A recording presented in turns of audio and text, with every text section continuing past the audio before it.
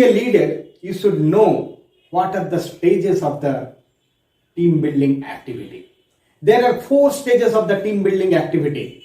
Number 1 is the forming. Number 2 is the storming. Then norming and then performing.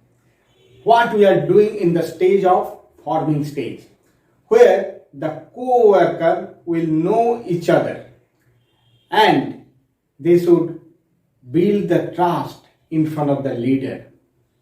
Next stage is the storming phase. In this phase, they will function as a team, including the issues of leadership. Number 3 is the norming. In this particular phase, team member will appreciate each other and try to highlight the strength of each and every individual. Moreover, they will respect you as a leader. And last but not the least is performing. In this particular phase, so they will start working as a performer.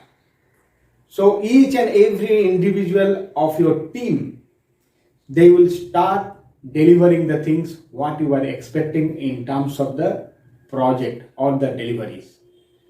Thank you. Have a good day.